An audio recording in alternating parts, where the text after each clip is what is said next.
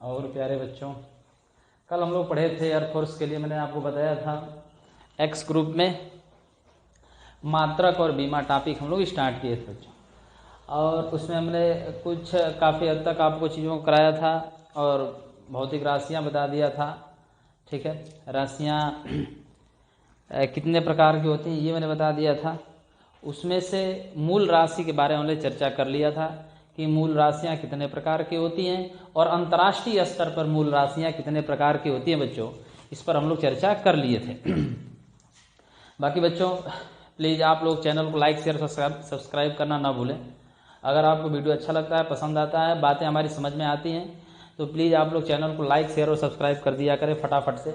अगर जो पहली बार मेरा वीडियो देख रहा है, अगर अभी तक चैनल को सब्सक्राइब नहीं किया है तो प्लीज़ बच्चों चैनल को आप फटाफट से सब्सक्राइब कर दो।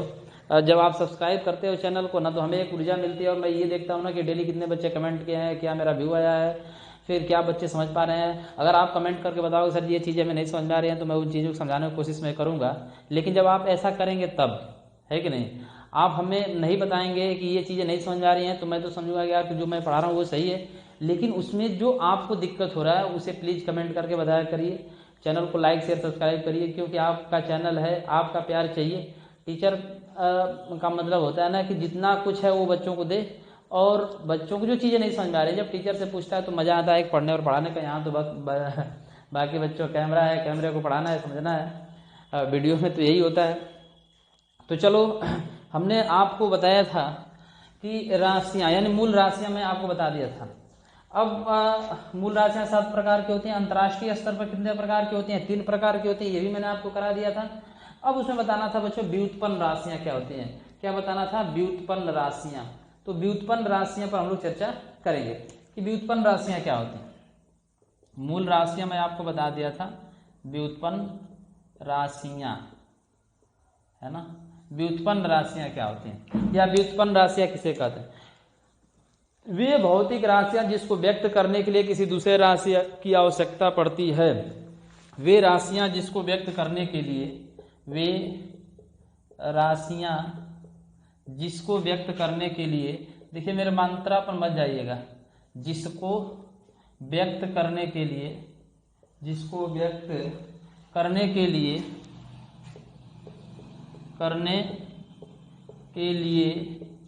दूसरे राशि की आवश्यकता पड़ती है। दूसरे राशि की आवश्यकता पड़ती है, की आवश्यकता पड़ती है, उसे व्युत्पन्न राशि कहते हैं। उसे व्युत्पन्न राशियाँ कहते हैं। राशियाँ कहते हैं। हमने क्या बताया बच्चों? वे राशियां जिसको व्यक्त करने के लिए किसी दूसरे राशि की आवश्यकता पड़ती है, उसे हम लोग क्या कहते हैं? व्युत्पन्न राशियां कहते हैं। वे भौतिक राशियां जिसको व्यक्त करने के लिए किसी दूसरे राशि की आवश्यकता पड़ती है, उसे हम लोग क्या कहते हैं? व्युत्पन्न राशियां कहते हैं। या इसी को हम लोग और एक और परिभाषा दे सकते हैं बच्चों, या मैं कह सकता हूं कि वे राशियां जो मूल राशियों पर निर्भर रहती हैं, वे राशियां जो मूल राशियों पे निर्भर रहती है, उसे हम लोग क्या कहते हैं? व्युत्पन्न राशियां कहते हैं। तो आप कह सकते हो कि वे राशियां जो व्युत्पन्न राशियों पर निर्भर रहती हैं, वे राशियां जो व्युत्पन्न राशियों पर निर्भर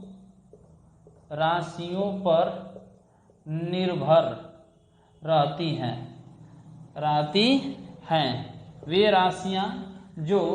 राशियां जो व्युत्पन्न वे राशियां जो मूल राशियों पे निर्भर करती हैं या मूल राशियों पे निर्भर रहती हैं।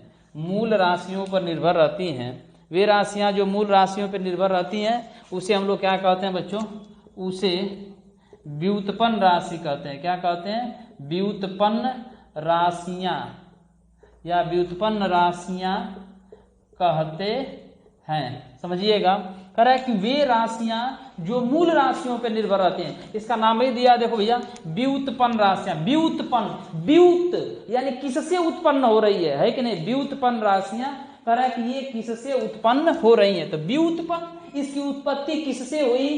तो कह रहा है कि व्युत्पन्न राशियों की उत्पत्ति किस राशि से हुई थी? मूल राशियों से हुई थी। यानी जब इसकी उत्पत्ति ही मूल राशि से हुई है, समझिए बात को बच्चों, जब इसकी उत्पत्ति ही मूल राशियों से हुई है, इसका मतलब आप समझ जाइए कि व्युत्पन्न राशियां वे राशियां जो मूल राशियों पर निर्भर रहती हैं, जो मूल राशियों पे निर्भर रहती हैं, उसे हम लोग क्या कहते हैं बच्चों? व्युत्पन्न राशियां कहते हैं।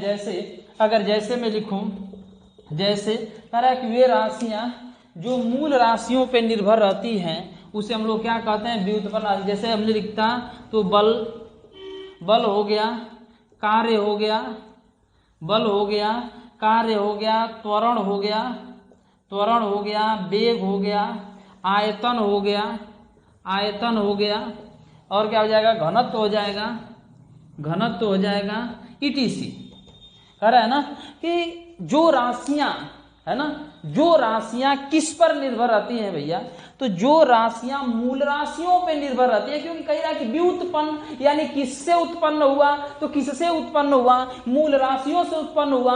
और जो मूल राशियों से उत्पन्न होता है उसे हम लोग क्या कहते हैं? व्युत्पन्न राशियां कहते हैं। ये बहुत प्रकार के होते हैं, ये इसकी कोई संख्या लिमिट नहीं है। यानी हमने लिख दिया कि जैसे बल, कार्य, त्वरण, वेग, आयतन, घनत्व, ऐसी बहुत सारी राशियां हैं। तो कह रहा है कि व्युत्पन्न राशियां मूल राशियों पर निर्भर रहती हैं। व्युत्पन्न राशियां किस पर निर्भर रहती हैं भैया? तो मूल राशियों पर निर्भर रहती हैं। यानी वे राशि जो मूल राशि पर निर्भर होती है उसे क्या कहते हैं? व्युत्पन्न राशियां कहते हैं। जैसे हमने लिख दिया बहुत सारी ऐसी राशियां हैं। तो जैसे घनत्व हो गया, संवेग हो गया, अगर मैं लिखूं तो घनत्व हो जाएगा, घनत्व लिख ही दिया, संवेग हो गया, है कि नहीं? बहुत सारी ऐसी राशियां हैं। कितना अभी इस पर हम लोग धीरे धीरे चर्चा करेंगे। बहुत ऐसी बातें हैं जिस पर हम लोग को चर्चा करना, लेकिन आपको पेशेंस रखना पड़ेगा, धीरे धीरे आप चीज़ों को मैं कराऊंगा। और एक भी चीज़ मैं पूरा कोशिश करूंगा बच्चों की छोड़ूंगा नहीं है। सारी चीज़ों को मैं आपको धीरे धीरे सारी चीज़ें मैं आपको कराऊंगा। तो थोड़ा सा आपको पेशेंस रखना पड़ेगा, धैर्य रखना पड़ेगा। तो हम लोग मूल राशियां समझ गए, व्युत्पन्न राशियां समझ गए, और मूल राशियां, व्युत्पन्न राशियां। अब हम लोग समझे मात्रक क्या होता है कि नहीं? मात्रक क्या होता है, क्योंकि इसको मापते कैसे हैं। तो मात्रक की अगर हम बात करेंगे बच्चों कि मात्रक क्या होता है, तो जरा समझिएगा मात्रक मात्रक क्या होता है?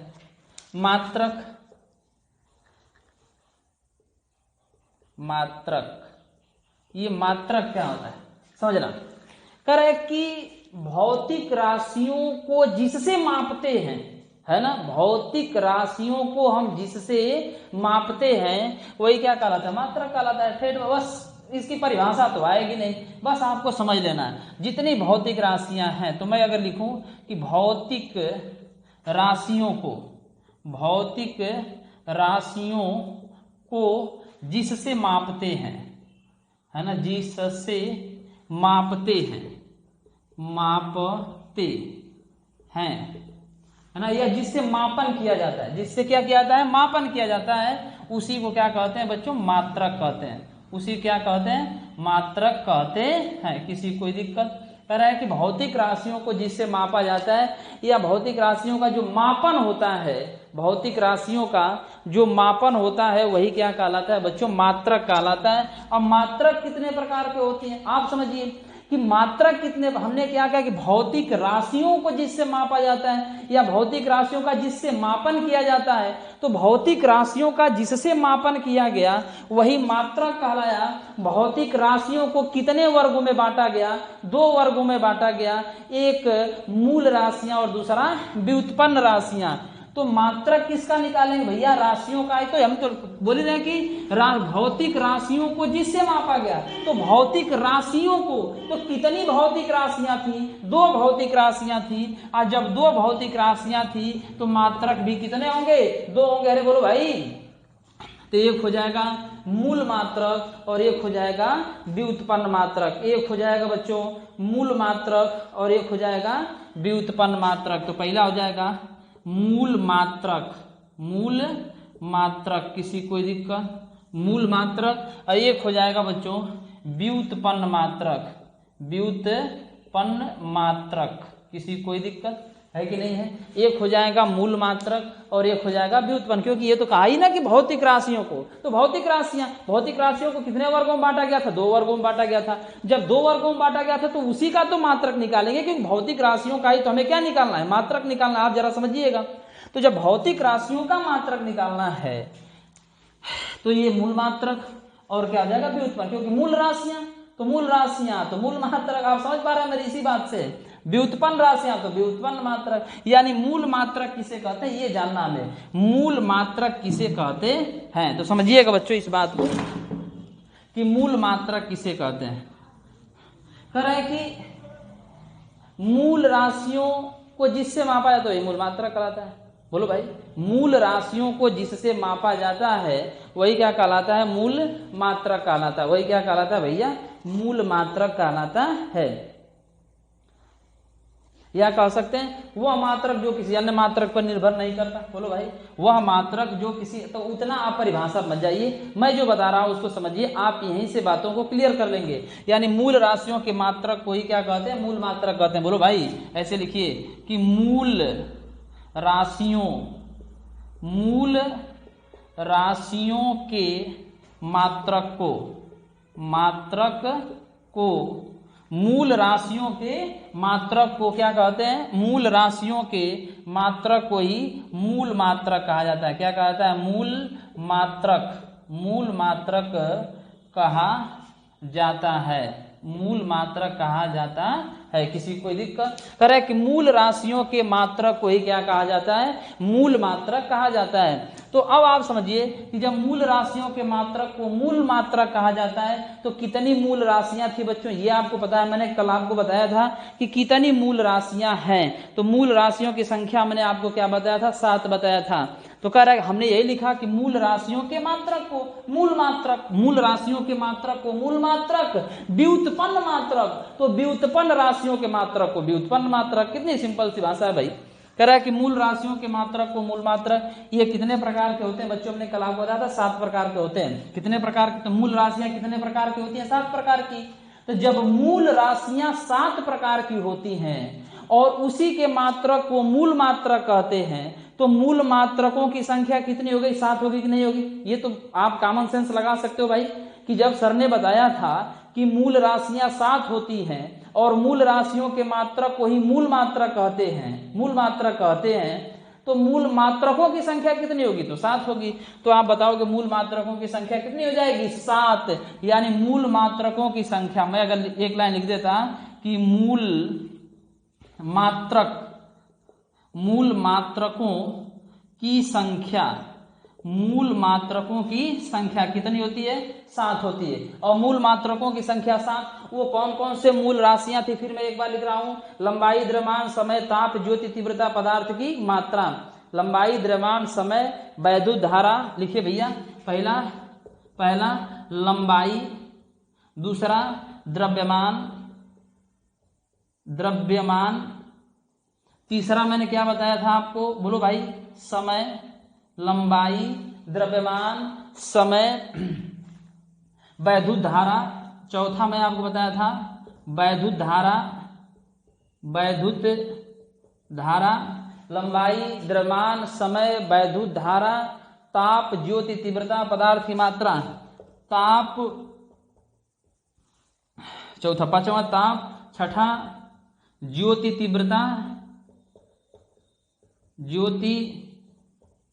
तीव्रता और सातवां मैंने आपको क्या बताया था, नहीं दिख रहा है भाई, यहां पर नहीं दिख रहा है, चमक रहा है ना। तो ज्योति तीव्रता और सातवां में बताया था पदार्थ की मात्रा। क्या बताया था बच्चों, पदार्थ की मात्रा। मैं यहां लिख दे रहा हूं, यहां आपको दिख रहा होगा पदार्थ की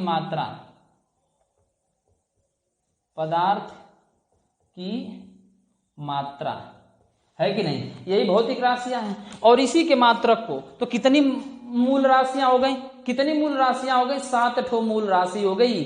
तो मूल मात्रक कितने हो गए, 7 हो गए। कह रहा है किससे मापते हैं, तो लंबाई का मात्रक आपको पता है। लंबाई का मात्रक, हमने इसका मात्रक भी मैं लिख दे रहा हूं बच्चों। लंबाई का मात्रक क्या होता है, मैं अगर लिखूं तो यहीं पे मैं लिख दे रहा हूं लंबाई का मात्रक, या आपको ये चीजें दिखेगी नहीं, तो इस चीज को मैं यहां लिख दे रहा हूं आपको क्लियर। देखो ये लंबाई है, और लंबाई का मात्रक, पहला मात्रक मीटर, बोलो भाई क्या हो गया, मीटर। दूसरा क्या हो जाएगा, द्रव्यमान का मात्रक किलोग्राम, समय का मात्रक सेकेंड, समय का मात्रक क्या हो जाएगा भैया, सेकेंड, किसी कोई दिक्कत। समय, वैद्युत धारा का मात्रक क्या हो जाएगा, एम्पियर, वैद्युत धारा का मात्रक क्या हो जाएगा, एम्पियर।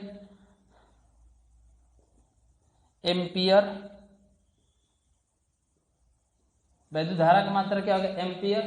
ताप का मात्रक क्या हो जाएगा, कैंडेला, ज्योति तीव्रता का मात्रक, और पदार्थ की मात्रा, है ना।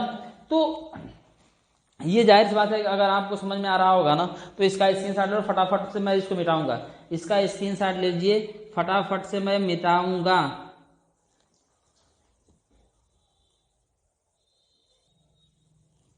तो चौथा एम्पियर, और पांचवा की बात करें, पांचवा मैंने क्या लिखा बच्चों, ताप। तो ताप का केल्विन, और छठा ज्योति तीव्रता, छठवां में क्या लिखा, ज्योति तीव्रता। इसका ज्योति तीव्रता का मात्रक हो जाएगा कैंडेला, है ना।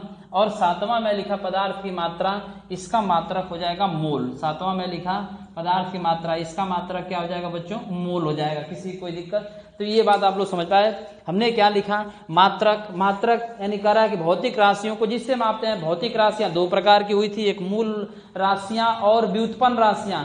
तो मात्रक भी तो होंगे, एक मूल मात्रक, दूसरा व्युत्पन्न मात्रक। मूल मात्रक किसे कहते हैं मैंने आपको बता दिया। मूल राशियां 7 प्रकार की होती हैं। जब ये 7 प्रकार की होती हैं तो मात्रक भी क्या होंगे, 7 प्रकार के होंगे। तो आप बातें आपको समझ में आ गई।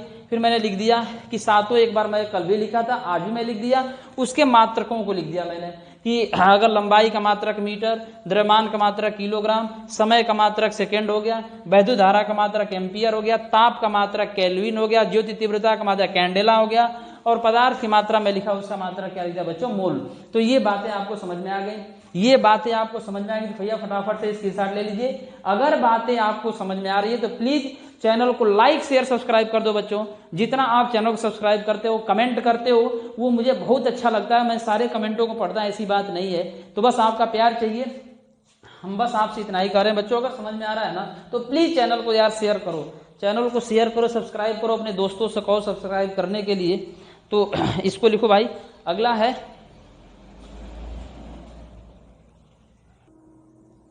बच्चों व्युत्पन्न मात्रक। मूल मात्रक मैंने आपको बता दिया। अब व्युत्पन्न मात्रक क्या होता है समझिएगा।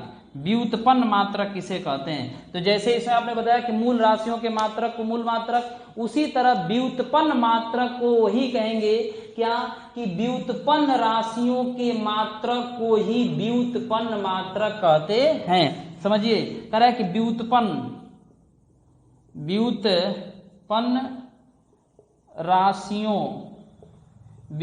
राशियों के मात्रक को, व्युत्पन्न राशियों के मात्रक को क्या कहते हैं, व्युत्पन्न मात्रक कहते हैं। क्या कहते हैं बच्चों, व्युत्पन्न मात्रक कहते हैं। किसी कोई दिक्कत, कह रहा है कि व्युत्पन्न राशियों के मात्रक को ही क्या कहा जाता है, व्युत्पन्न मात्रक कहा जाता है। तो इनकी संख्या तो बहुत है। जैसे मैं लिख दिया बल, क्या लिख दिया बच्चों, बल।